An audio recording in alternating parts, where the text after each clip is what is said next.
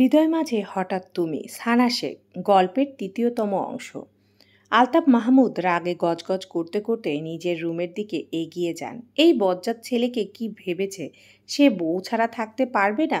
অবশ্যই থাকতে পারবে। বউ ছাড়া থাকা আহামরি কোনো কষ্ট না। রুমে এসে ডোর লক না করেই লাইট অফ করে শুয়ে পড়েন। বউটা মায়া করে যদি রাতে ফিরে আসে তাই ডোর খোলায় রাখলেন। মা ছেলে সুখ দুঃখের আলাপ করতে করতে রাত 1টা বেজে যায়। ঐশী রহমানের চোখ মুখ ঘুম ছুটেও ছোট হয়ে গেছে এখন। আলভি খাট থেকে নেমে একটা বালিশ হাতে নিয়ে বলে, অনেক রাত হয়ে গেছে আম্মু, তুমি ঘুমিয়ে পড়ো এখন। তুমি বালিশ নিয়ে কোথায় যাচ্ছ? সোফায়। সোফায় কেন? ঘুমানোর জন্য। বেড থাকে, সোফায় ঘুমাবে কেন? বেডে তুমি ঘুমাও। ঐশী রহমান কিছু সময় ছেলের মুখের দিকে তাকিয়ে থেকে বলেন, বেড তো বড় আছে, তুমিও বেডে ঘুমাও, কষ্ট করে সোফায় ঘুমাতে হবে না। সমস্যা হবে না আমার, তুমি শুয়ে পড়ো। ঘুমের ঘোরে আমি প্রচুর নড়াচড়া করি, লাথি টাথি লেগে যায় যদি ভুল করে। ঐশী রহমান ছেলের হাত থেকে বালিশটা নিয়ে বেডের উপর রাখলেন। মাঝখানে কোলবালিশটা দিয়ে বলেন, দুজনের জায়গা দুই পাশে অনায়াসে হয়ে যাবে। আর যদি লাথি লাগে তাহলেও লাগবে, সমস্যা নেই। আমি আরাম করে বেডে ঘুমাবো আর তুমি সোফায় ঘুমাবে, এটা হয় নাকি? আলভি 2 হাত দিয়ে ওর মাকে পেছন থেকে জড়িয়ে ধরে, বলে, বুঝিও কিন্তু লাথি লেগে নিচে পড়ে গেলে বুড়ো বয়সে মাজার হাড় ভাঙলে আমার দোষ নেই। আমার শ্রদ্ধেয় আব্বাজান কিন্তু আমাকে দোষারোপ করতে পারবে না আমি তার বউয়ের কোমর ভেঙে দিয়েছি। ঐশী রহমান মুচকি হেসে বলেন, ছেলে হয়ে বাপের পেছনে কেন পড়েছ এভাবে? দেশে এসেছি পর থেকে সে বাপ হয়ে যে ছেলের পিছনে পড়েছে, যেমন বাপ তার তেমন ছেলে, কারো থেকে কেউ কম না। বাকি কথা আগামীকাল হবে, এখন ঘুমাও। ফ্রেশ হয়ে এসে শুয়ে পড়েন ঐশী রহমান। আলভি রুমের লাইট অফ করে দেয়। মায়া কি করছে? ঘুমিয়ে পড়ছে নাকি জেগে আছে? মায়াপুরী রাত জেগে থাকা স্বভাব, অভ্যাস, নিশ্চয়ই জেগে আছে। আলভি মাথা নিচু করে মায়ের দিকে তাকায়। ঐশী রহমান কাত হয়ে শুয়ে আছেন। আলভি আড়াল হয়ে ফোন হাতে নেয়। ফোন সাইলেন্ট মোডে করে হোয়াটসঅ্যাপে প্রবেশ করে। মায়ার অফলাইন দেখাচ্ছে। আলভি মেসেজ পাঠায়, মায়াপুরী ঘুমিয়ে পড়েছ? একটু পরে রিপ্লাই আসে, না। কি করছো? শুয়ে শুয়ে ফেসবুক দেখছি। এখনো ঘুমাওনি কেন? ঘুম আসছে না। আমি আসবো? না। আসি? আসো। সত্যি? না। কেন? কেন আসবে? তোমাকে ঘুম পাড়ানোর জন্য। দরকার নেই। এত পাষাণ কেন তুমি? কোথায়? এই যে বিয়ের এতগুলো বছর পরেও আমাকে তোমার কাছে ঘেঁষতে দিচ্ছ না। বিয়ের পর এতগুলো বছর তুমি কোথায় ছিলে চান্দু? শ্বশুরের সাথে মিলে প্রতিশোধ নিচ্ছ? না। 1 ঘন্টার জন্য আসি, 1 মিনিটের জন্যেও না। প্লিজ বউ, এমন করে না। আমি এখন এমনই করব। তাহলে তুমি আসো। কোথায়? আমার রুমে। খেয়ে দেয়ে কাজ নেই, তাহলে ছাদে আসো। তুমি কোথায়? কেন এত রাতে ছাদে যেতে বলছো কেন? ছাদে বসে আছো নাকি? ছাদে যেতে বলছি তোমাকে দেখবো তাই। ছাদে যেয়ে দেখতে হবে কেন? তাহলে রুমে আসি। দেখার জন্য রুমে আসতে হবে? তুমিও আসবে না, আমাকেও যেতে দিবে না, তাহলে দেখব কিভাবে? ফোন আছে কি করতে? ফোনে দেখে কি মন ভরে মায়াপুরী? সকালে তো দেখবেই আবার। সবে তো 1:30 বাজে, সকাল হতে এখনো অনেক দেরি আছে। ঘুমিয়ে পড়ো, তাহলেই দ্রুত সকাল হয়ে যাবে। তোমাকে ছাড়া ঘুম আসছে না। মায়া ফোনের স্ক্রিনে তাকিয়ে মুচকি হাসে। অদ্ভুতভাবে আজকে ওরও ঘুম আসছে না। অন্যদিনের তুলনায় আজকে একটু বেশি আলভিকে মনে পড়ছে। বড় হওয়ার পর এমন একটা রাত পার হয়নি যে এই রাতে আলভিকে ভেবে ভেবে 12টা 1টা বাজেনি। প্রত্যেক রাতে আলভিকে ভাবতে ভাবতে ঘুমিয়ে পড়েছে। চুপ হয়ে গেলে কেন? ঘুমাও। ঘুম আসছে না, চোখ বন্ধ করে শুয়ে থাকো। চোখ বন্ধ করলে তুমি এসে ডিস্টার্ব করো। কিভাবে? পরে বলবো। এখন বললে কি সমস্যা? কোনো সমস্যা নেই। তোমার যতগুলো পিক আছে সবগুলো আমাকে দাও। এত পিক দিয়ে কি করবে দেখব। ঘুমাবে কখন তাহলে? যেদিন তোমাকে এই বুকের উপর পাবো। মায়ার ফোনে যত পিক ছিল তার অর্ধেক আলভির ফোনে সেন্ড করে মায়া। আলভি নিজেও নিজের কয়েকটা পিক মায়ের ফোনে সেন্ড করে। তারপর লাস্ট মেসেজ পাঠায়, ফোন রেখে ঘুমাও এখন। গুড নাইট সোনা। মেসেজ দেখে আবারও মুচকি হাসে মায়া। Good night. আলভি মায়ার পিকগুলো জুম করে দেখতে থাকে। রাতে দেরি করে ঘুমানোর কারণে ঐশী রহমানের ঘুম ভাঙে একটু দেরিতে। জানালার দিকে তাকিয়ে বুঝতে পারে বাইরে রোদ উঠে গেছে। পর্দার থাই গ্লাস ভেদ করে রোদের ঝিলিক দেখা যাচ্ছে। শোয়া থেকে উঠে ডোরের সামনে এসে দাঁড়ান। ডোর খোলার চেষ্টা করলে বুঝতে পারেন ডোর চাবি দিয়ে লক করা। উল্টো ঘুরে ছেলের দিকে তাকান। ঐশী রহমানের মুখে হাসি ফুটে ওঠে। ছেলে তার বড্ড চালাক আর শেয়ানা। কাকে কিভাবে বাস দিতে হবে খুব ভালো করেই জানে। ঐশী রহমান আলভিকে ডাক দেন। আলভি উঠে বসে। ফোনটা বুকের উপর থেকে কোলের উপর পড়ে। মায়ার পিক দেখতে দেখতে ফোন বুকের উপর রেখে ঘুমিয়ে গিয়েছিল। চোখ বন্ধ রেখে ঘুম ঝরানো গলায় বলে, কি হয়েছে? সকাল হয়ে গেছে, ডোর খুলে দাও। জোর করে চোখ মেলে তাকায় জানালার দিকে, তারপর বেড থেকে নেমে ডোর খুলে দেয়। ঐশী রহমান চলে যেতেই ডোর ভিড়িয়ে দিয়ে আবার এসে শুয়ে পড়ে উপুর হয়ে। দেশে আসার পর থেকে যত অনিয়ম করছে, রাতে দেরি করে ঘুমায়, সকালবেলা দেরি করে ঘুম থেকে ওঠে, সকালে জগিং করে না, এক্সারসাইজ করে না, খাওয়া দাওয়ার কন্ট্রোল নেই, তেল চর্বি মশলাযুক্ত খাবার খায়। ঐশী রহমান রুমে এসে দেখেন আলতাফ মাহমুদ এখনও পড়ে পড়ে ঘুমাচ্ছেন। ডোর খোলা দেখে ভেবেছিলেন ঘুম থেকে উঠে হাঁটতে বেরিয়েছেন। বেডের কাছে এগিয়ে এসে আলতাফ মাহমুদকে ডেকে উঠান। আলতাফ মাহমুদ শোয়া থেকে উঠে বসে, চোখ বন্ধ রেখেই বলে, বদ ছেলেটা কি করছে এখন? ঘুমাচ্ছে। ছেলের কথা শুনে তুমি আমাকে ছেড়ে ছেলের কাছে চলে গেলে, আমার থেকে ছেলে বড় হয়ে গেল। কি ছোট বড় মাপ করতে শুরু করেছ? উঠে ফ্রেশ হও, অফিসে যাবে না? সারা রাত ঘুমোতে পারিনি, আজকে অফিসে গেলে ঘুমিয়ে পার করতে হবে সারাদিন। ছেলের সাথে পারবে না, তাহলে লাগতে যাও কেন? কে জানতো বজ্জাত ছেলেটা আমার বউকে কেড়ে নেবে? তুমি শেখাচ্ছ, ছেলেও শিখছে। আজকে রাতে ওর রুমে যাবে না তুমি। ফালতু কথা বন্ধ করে ওঠো এখন। 7:30 বাজলে ডেকে দিও, আর একটু ঘুমাই। বলেই শুয়ে পড়েন আলতাফ মাহমুদ। আলভির ঘুম ভেঙে মায়ার ডাকে, তবে চোখ মেলে তাকায় না, ভাবছে স্বপ্ন দেখছে, তাই চুপ করে আছে। আমি এতক্ষণ ধরে ডাকছি, কথা কানে যাচ্ছে না। ঘুমিয়ে আছো নাকি ঢং করে আছো? মায়ার কর্কশ গলার স্বর শুনে চোখ মেলে তাকায় আলভি। চোখের সামনে মায়াকে দেখে চোখ দুটো বড় বড় হয়ে যায়। অবিশ্বাস্য কণ্ঠ বলে, তুমি? কটা বাজে? খাওয়ার খাওয়ার জন্য ডাকছে, ওঠো। এখন কটা বাজে? 1:30। 1:30? হ্যাঁ। শোয়া থেকে উঠে বসে আলভি, 2 পা ঝুলিয়ে দেয় বেড থেকে। 2 হাতে চোখ ডোলে ভালো করে তাকায় মায়ার দিকে। মায়াকে দেখতে একদম স্নিগ্ধ লাগছে, মাত্রই শাওয়ার নিয়েছে বোধহয়। তোমার জন্য সবাই অপেক্ষা করছে। কেন? তোমার সাথে খাবে তাই। তুমি অপেক্ষা করছো না? কেন? কারণ আমি 11টার পর খেয়েছি, এখন আর খাবো না। উঠে ফ্রেশ হয়ে নিচে আসো। বলেই চলে যাওয়ার জন্য ডোরের দিকে পা বাড়ায়। আলভি একটানে মায়াকে নিজের কোলের উপর বসিয়ে জড়িয়ে ধরে শক্ত করে। মায়া ছটফট করে বলে, কি করছো? ছাড়ো। কাছে আসলে শুধু পালায় পালায়। কি বলছিলাম ভুলে গেছো? হ্যাঁ। হেব্বি শয়তান তো তুমি। আজকে জানতে পারলে না? ভালো লাগে না কেন? তুমি কাছে আসো না তাই। জড়িয়ে ধরে রেখে বলছো কাছে আসি না। আম্মুর কথা শুনে তোমাকে ডাকতে আসায় ভুল হয়েছে আমার। শাশুড়ি মা তোমাকে পাঠিয়েছে? শুধু পাঠিয়েছে? আসবে না বলেছি বলে চোখ গরম করে তাকিয়েছিল। ধমকও দিয়েছে একটা।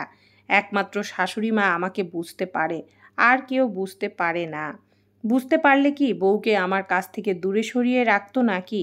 আছি আর কয়দিন, তার মধ্যে আরও 9 দিন বউ ছাড়া থাকতে হবে। বউকে কাছেই পাবো মাত্র 1 সপ্তাহ। আহারে দুঃখ! বউ হয়ে জামাইয়ের দুঃখ বোঝে না, এই দুঃখ আমি কোথায় রাখি? মায়া আলভির কাছ থেকে নিজেকে ছাড়িয়ে নিয়ে দূরে সরে দাঁড়ায়। দ্রুত ফ্রেশ হয়ে আসো, আমি গেলাম। বইয়েই মারা বেরিয়ে যায়। আলভি বসা থেকে উঠে ওয়াশরুমে প্রবেশ করে। সোফায় বসে মান্তাসাকে খাইয়ে দিচ্ছে মায়া। আলভি খাওয়া শেষ করে এসে মান্তাসার পাশে বসে। নাহার বেগম নিজেও এসে বসেন পাশের সোফায়। ঐশী রহমান নিজের রুমের দিকে এগিয়ে যান বিশ্রাম নেওয়ার জন্য। ওনার এখন ঘুম পাচ্ছে। মাহবুবা মেহের নিজেও রুমের দিকে এগিয়ে যান। আলভিকে দেখে মান্তাসা বসা থেকে উঠে আলভির কোলে বসে খুশি হয়ে ডেকে ওঠে, ছোট আব্বু। হুম আম্মা। খাওয়া শেষ? হুম। তুমি পেছনে পড়েছো কেন আম্মা? তুমি দুটো খাওয়া শেষ করো। মজা না? মজা না? না। দুদিকে মাথা নাড়িয়ে না বলে। আলভি মান্তাসাকে কোলের উপর দাঁড় করিয়ে মান্তাসার নাকের সাথে নিজের নাক ঘষে বলে, কি মজা লাগে তোমার কাছে? চকলেট। চকলেট মজা? হুম, খুব মজা। এত চকলেট এনে দিলে তোমার আম্মু আমাকে মাপবে। মাপবে না কেন? তুমি বলো মানুষ। আমি বড় মানুষ তাই আমাকে মারবে না? হুম। বিকালে চকলেট এনে দিব। এখন তোমার এই মজাদার খিচুড়ি খাওয়া শেষ করো। মজা না, মজা। একটুও না। মান্তাসাকে বুকের মধ্যে চেপে ধরে হেসে ওঠে। এতক্ষণ দুজনের কথা শুনছিল মায়া। সুপার পাশে দাঁড়িয়ে সানজিদাও দুজনের কথা শুনছে। সানজিদার সোফায় বসতে বসতে বলে, মান্তাসা, খাওয়া শেষ করো দ্রুত। তুমি খিচুড়ি খেতে চেয়েছো, খিচুড়ি রান্না করে দিয়েছি। এখন এত বাহানা কেন? কাবু না, পচা লাগে। মার খাবে তাহলে। চোতো আব্বু, আম্মু বকা। আম্মু বকা দেয়? হুম। আম্মুকে বকা দেব তাও। আলভি সানজিদার দিকে তাকায়, জোরপূর্বক চোখে মুখে কাঠিন্য ভাব ফুটিয়ে বলে, ভয় পান না আপনি? আমার আম্মাকে বকা দেন কেন? আর একবার বকা দিলে ভূতের ঘরে আটকে রাখবো। আলভির কথা শুনে মায়া আর সানজিদা ফিক করে হেসে ওঠে। মান্তাসা মা আর ফুপির মুখের দিকে তাকিয়ে আবার আলভির মুখের দিকে তাকায়। ওলা ভয় পায় না। মান্তাসার কথা শুনে দুজনের হাসি বেড়ে যায়। আলভি হাসি পেলেও কষ্ট করে হাসি চেপে রাখে। গলার স্বর চড়াও করে বলে, ধমক। ওর ধমক শুনে কেউ তো ভয় পায় না, উল্টো হাসতে হাসতে গড়াগড়ি খাওয়ার জোগাড়। আম্মা, এরা দুজন ভয় পায় না আমাদের। এদের হাসি দেখে তো এখন উল্টো আমারই ভয় করছে। দুজনের উপর ভূত পেট ভর করেছে কিনা কে জানে। চলো আমরা এখান থেকে পালাই, না হলে দেখা যাবে দুজনে আমাদের ঘাড় মটকে দিয়েছে। বলেই মান্তাসাকে কোলে নিয়ে দৌড়ে নিজের রুমের দিকে এগিয়ে যায়। মায়া সানজিদা হাসতে হাসতে সোফার উপরে শুয়ে পড়ে। নাহার বেগম নিজেও হাসতে হাসতে কুটি কুটি। মায়া আক্তার এসে দুজনের সামনে দাঁড়ায়, কপাল ভুরু কুঁচকে। কি হয়েছে? এভাবে হাসছে কেন দুজন? ভূত টুত ধরল নাকি? ও দাদি, কবিরাজ ডাকো। মায়া তার দাদির দিকে তাকিয়ে দেখে দাদিও হাসতে হাসতে শেষ। আগের চেয়েও বেশি কপাল কুঁচকে নেয়। পাগল হয়েছ নাকি তিনজন? এভাবে হাসছো কেন পাগলের মতন? দাদি হাসি বন্ধ করে বলেন, আর একটু আগে তুই এখানে আসলেই তাহলে হাসতে হাসতে এতক্ষণে তুই পরপারে পাড়ি জমাইতি। তোর যা হাসি একবার শুরু হলে তো বন্ধই হতে চায় না। দম বন্ধ হয়ে যায় কিন্তু তোর হাসি বন্ধ হয় না। কি হয়েছে বলো তো? পরে শুনবি, এখন চল আমার সাথে। দাদির পেছন পেছন দাদির রুমের দিকে এগিয়ে যায় মায়া আক্তার। মায়া হাসি বন্ধ করে উঠে বসে। হাতের খিচুড়ি সোফায় লেগে গেছে। খিচুড়ির বাটিটা হাতে নিয়ে রান্নাঘরে প্রবেশ করে। হাত ধুয়ে বাটি ধুয়ে ছোট্ট একটা কাপড় ভিজিয়ে নিয়ে এসে সোফায় লেগে থাকা খিচুড়ি পরিষ্কার করে। সন্ধ্যার পর বাড়ির সবাই উপস্থিত হয় ড্রয়িং রুমে। বিয়ে নিয়ে প্ল্যান হচ্ছে। আত্মীয় স্বজন ইনভাইট করতে হবে। বিয়ের আয়োজন কমিউনিটি সেন্টারে করতে চাইলে এখন আবার বাড়িতে করতে চাইছে সবাই। বিয়ের কেনাকাটা করতে হবে। জুয়েলারি আগেই গড়িয়ে রেখেছেন ঐশী রহমান এবং মেহবুবা মেহের, তাই জুয়েলারির কোনো ঝামেলায় এখন যেতে হবে না। সানজিদা মায়ের দিকে তাকিয়ে বলে, মায়া, বিয়ের দিন শাড়ি পরবে নাকি লেহেঙ্গা পরবি? আলভি বলে, বিয়ের দিন শাড়ি পরবে আর রিসেপশন পার্টিতে লেহেঙ্গা। আলভির কথা শুনে সবাই ওর দিকে তাকায়। আলভি ফোনের স্ক্রিনে তাকিয়ে আছে। ঐশী রহমান মায়ার দিকে তাকিয়ে বলেন, কী রঙের লেহেঙ্গা ও শাড়ি পরবে? মায়া আলভির দিকে তাকায়। আলভি নিজেও মায়ার দিকে তাকায়। আর বাকি সবাই তাকিয়ে আছে ওদের দুজনের দিকে।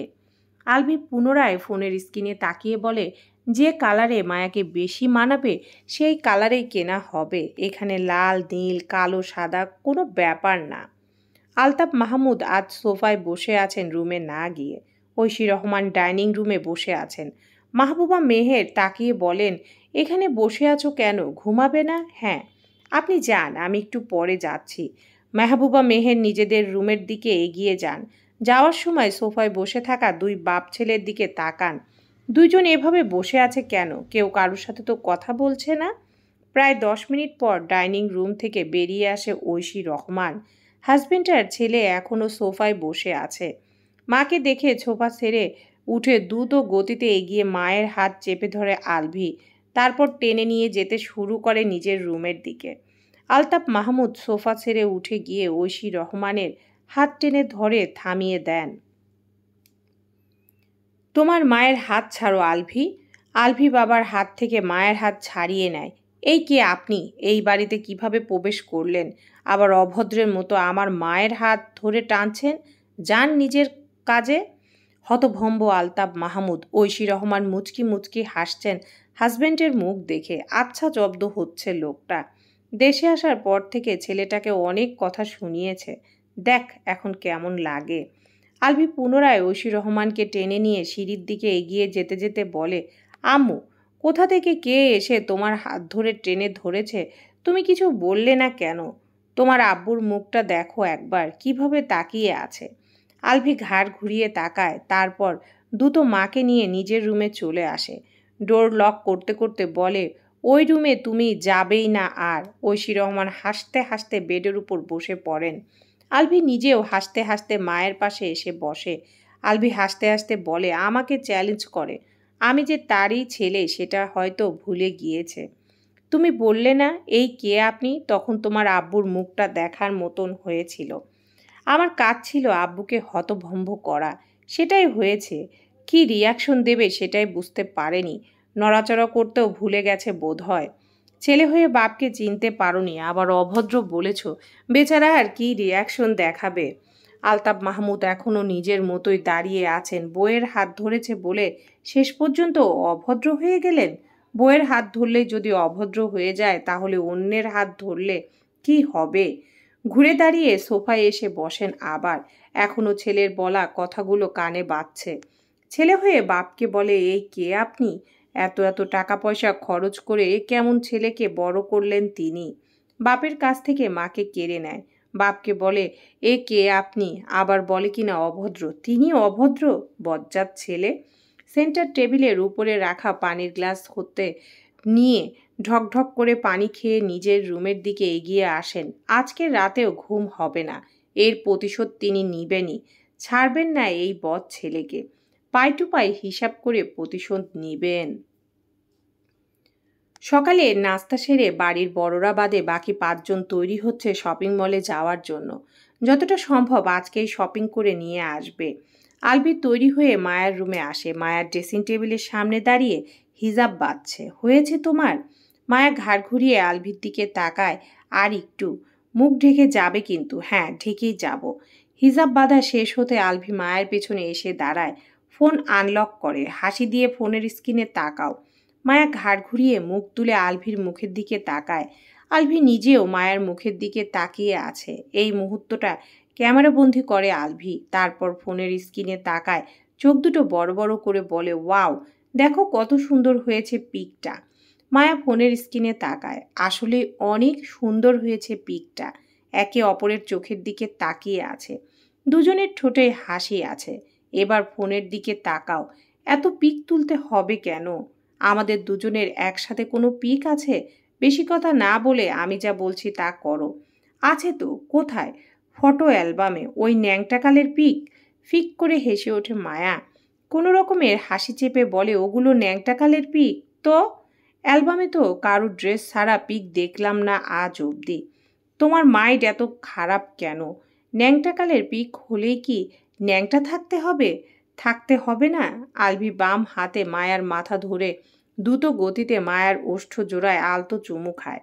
বেশি কথা না বলে সামনের দিকে তাকাও। তুমি কিন্তু নিজের কথা রাখছো না। আমি নিজের মুখ দিয়ে একবারও বলিনি আমি আমার বউয়ের কাছে থেকে দূরে থাকবো বা আদর সোহাগ করব না। যারা এমন কথা বলেছে এটা তাদের ব্যাপার, আমার না। পাল্টিবাজ লোক একটা। সে তো তুমি যাই বলো। মায়া কথা না বলে আলভির কথা মতো সামনের দিকে তাকায় হাসি মুখে। উইক তোলা শেষ হতেই কটমট করে তাকিয়ে বলে, সরো আমার পেছন থেকে। পেছন থেকে সরে পাশে এসে দাঁড়ায় আলভি। মায়া একবার তাকিয়ে নেকাব বাঁধতে শুরু করে। আলভি পিকগুলো দেখতে শুরু করে। একে অপরের মুখের দিকে তাকিয়ে থাকা পিকটা ওয়ালপেপারে সেভ করে। এই পিকটা একটু বেশি সুন্দর হয়েছে। ফোনটা পকেটে ভরে নিজেকে একবার আয়নায় দেখে নেয়। মায়ার নেকাব বাঁধা শেষ হতেই ওকে নিয়ে নিচে নেমে আসে।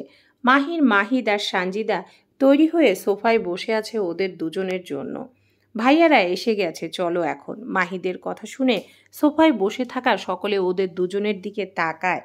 মায়া ব্ল্যাক কালারের বোরকা হেজাব পরেছে, আলভির কিনে দেওয়াগুলো থেকেই। আলভিও ব্ল্যাক প্যান্ট আর অফ হোয়াইট শার্ট পরেছে। সানগ্লাসটা শার্টের সামনে ঝুলিয়ে রাখার কারণে কপালের ক্ষতটুকু দেখা যাচ্ছে। এখন বিয়ের আগে এই দাগ মিশলেই হয়, না মিশলে বইয়ের দেওয়া আঘাত নিয়েই বিয়ের পিঁড়িতে বসতে হবে। মান্তাসাকে কোলে তুলে নেয় আলভি। তারপর 5 জন বাড়ি থেকে বেরিয়ে আসে। শপিং মলে এসে সানজিদা, মাহির আর মাহিদ মায়া আর আলভিকে একা ছেড়ে দেয়, অন্য পাশে যায় নিজেদের ড্রেস দেখার জন্য। আলভি মায়াকে সাথে নিয়ে এসে দাঁড়ায় লেহেঙ্গার শপে। দেখো কোনটা ভালো লাগে। মায়া লেহেঙ্গাগুলোর দিকে তাকিয়ে আবার আলভির মুখের দিকে তাকায়, আস্তে আস্তে বলে, তুমি দেখো, তুমি পরবে, তুমি চুজ করো, তুমি দেখবে, তুমি চুজ করো। মায়ার কথা শুনে আলভির মুখে হাসি ফুটে ওঠে। একটু ঝুঁকে মুখটা মায়ার কানের কাছে এনে বলে, আমি শুধু দেখব না তো। মায়ার কপাল ভুরু কুঁচকে বলে, আর কি করবে সেটা পরে বলবো, এখন বললে কি সমস্যা? সমস্যা নাই, কিন্তু আমি পরে বলবো। মায়া আর কিছু না বলে লেহেঙ্গাগুলোর দিকে তাকায়। আলভি নিজেও তাকায় লেহেঙ্গাগুলোর দিকে। মায়ার চোখ অনুসরণ করে আলভির নজর আটকায় একটা মেরুন কালার লেহেঙ্গার দিকে। এগিয়ে এসে দাঁড়ায় লেহেঙ্গাটার সামনে। সেলস বয়কে ডেকে লেহেঙ্গাটা নামাতে বলে। লেহেঙ্গাটা নামিয়ে দেয়। তারপর হাসি মুখে বলে, এবছর আমাদের সবচেয়ে বেশি সেল হওয়া লেহেঙ্গা এটাই। আর সবচেয়ে মজার ব্যাপার হচ্ছে এটাই লাস্ট পিস লেহেঙ্গাটা। দেখতে দেখতে বলে, সব শপের মানুষরাই একই কথা বলে। ছেলেটা হেসে বলে, না স্যার, আমি সত্যি বলছি, গতকালকেও এই সেম লেহেঙ্গা 3টা বিক্রি হয়েছে। আমি বিয়ে করব বলেই কি এখন সবাই বিয়ে করছে নাকি? লজ্জা পেয়ে অন্যদিকে ঘুরে দাঁড়ায় মায়া। ছেলেটা আবারও হেসে বলে, হবে হয়তো স্যার। আলভি মায়ার দিকে তাকিয়ে বলে, লেহেঙ্গাটা ট্রায়াল দিয়ে আসো। মায়া আলভির মুখের দিকে তাকিয়ে থাকে। এখন এই বোরকার উপর দিয়ে লেহেঙ্গার ট্রায়াল দিবে? আলভি লেহেঙ্গা এক হাতে জড়িয়ে ধরে অন্য হাতে মায়াকে নিয়ে নিয়ে ট্রায়াল রুমে ঢুকে যায়। সেলস বয় হা করে তাকিয়ে থাকে বন্ধ হয়ে যাওয়া ডোরের দিকে। অল্প সময়ের মধ্যে ট্রায়াল দেওয়া হয়ে যায়। ঠিক মতোই হয়েছে। লেহেঙ্গা সেলস বয়ের হাতে দিয়ে এটাই প্যাক করে দিতে বলে আলভি। সেলস বয়কে নিচের দিকে তাকিয়ে থাকতে দেখে বলে, এমন অদ্ভুতভাবে তাকিয়ে থাকার কিছু নেই, এটা আমার বউ। ছেলেটা হেসে বলে, এরকম কিছু না স্যার, অন্যরা তো গার্লফ্রেন্ড বয়ফ্রেন্ড ঢুকে যায় ভেতরে, তারপর ঘন্টাখানিক পর ভেতর থেকে বেরিয়ে আসে। আমি তো অবাক হচ্ছি এটা ভেবে যে এত দ্রুত ট্রায়াল দেওয়া হয়ে গেছে দেখে। সারাদিন যদি ট্রায়াল রুমে বসে থাকি তাহলে বাকি সব দেখব কখন? আর কিছু লাগবে না স্যার, শাড়ি লাগবে। আলভি নিজের পছন্দে একটা off white gorgeous sari choose করে। মায়াকে দেখালে মায়ারও পছন্দ হয় শাড়িটা। শাড়িটার সাথে ম্যাচিং করে দোপাট্টা নেয়। সেলস বয় ছেলেটা আলভির দিকে তাকিয়ে বলে, স্যার, আপনারা চাইলে দোপাট্টায় নাম লিখিয়ে নিতে পারবেন। এটাতে নাম লেখানো যায়? আপনারা যেমন চাইবেন আমরা সেরকমভাবেই তৈরি করে নাম লিখে দিতে পারবো, তবে একটু সময় লাগবে। আচ্ছা, তাহলে এটার মতোই সেম ডিজাইন থাকবে, শুধু নামটা লিখে দিলেই হবে। ওকে ওকে স্যার। নাম? আমার নাম আলভি, ওর নাম মায়া। আলভির বউ লিখবো স্যার? না, আলভির মায়া পড়ি। ছেলেটা আবারও আলভির মুখের দিকে তাকিয়ে থাকে। এ যাবৎ যতগুলো দোপাট্টায় নাম লিখেছে সবগুলোতে অমকের বউ তমকের বউ লিখেছে। এই প্রথম কেউ বউ বাদ দিয়ে অন্য কিছু লিখতে বলল। কেনাকাটা শেষ করতে করতে দুপুর হয়ে যায়। সবেমাত্র সকলের ড্রেস আর জুতা কেনা শেষ হয়েছে। কসমেটিক কেনা এখনও বাকি রয়েছে। মান্তাসা বাড়িতে যাওয়ার জন্য কান্নাকাটি শুরু করে দিয়েছে। বেচারির ঘুম পেয়েছে এখন। মাহির আর আলভি কাঁধের উপর ঘুম পাড়ানোর চেষ্টা করছে, কিন্তু মান্তাসা এভাবে ঘুমাবে না। ও বাড়িতে গিয়ে বেডে শুয়ে আরাম করে ঘুমাবে। বারবার 22 বলছে, বালিশে ঘুমাবে শুয়ে। মাহির আলভির দিকে তাকিয়ে বলে, আমি আর সানজিদা বাড়িতে ফিরে যাই, তোরা বাকি কেনাকাটা শেষ করে আয়। আমরাও ফিরে যাই এখন। আগামীকাল না হয় মায়াকে নিয়ে আবার আসব। যাবি আবার আসবি? তোরা আয়, আমরা যাচ্ছি। প্যাকেটগুলো তুই মাহিত কারে তুলে দে, আমি ড্রাইভারকে পাঠিয়ে দেব। বড় ভাইয়ের কথা অনুযায়ী তাই করে আলভি। মায়া আলভির দিকে তাকিয়ে বলে, আমার খিদে পেয়েছে, আমি বাড়িতে যাব। আলভি অনুভব করে ওর নিজেরও খিদে পেয়েছে। সেই সকালে খেয়ে এসেছিস 2টো বেড আর ডিম, এখন দুপুর হয়ে গিয়েছে। মাহিত গিয়ে বসে ড্রাইভিং সিটে। মাহির বলে, তুই ওখানে বসলি কেন? তুই ওদের দুজনের সাথে থাক, তুমি ভাবির সাথে পেছনে বসো আর আমি ড্রাইভ করছি। ভাইয়া আর মায়া এখন লাঞ্চ করবে, আমি ওদের দুজনের মধ্যে থেকে কি করব। সানজিদা বলে, দেখেছো তোমার ভাই তোমার চেয়ে ছোট ভাইয়ের মাথায় বেশি বুদ্ধি। মাহির পিছনে বসতে বসতে বলে, ওর মতো অকাজগুলো তো আর আমি করিনি, তাই এরকম বুদ্ধি আমার মাথায় নেই। ঘাড় ঘুরিয়ে পেছনের দিকে তাকায় মাহিদ, কপাল ভুরু কুঁচকিয়ে বলে, আমি কি অকাজ করেছি? কি ভেবেছিস আমি কিছু জানি না? কি জানো? মাহির গম্ভীর স্বরে বলে, তুই কখন কবে কাকে নিয়ে কোথায় যাস সবই জানা আছে আমার।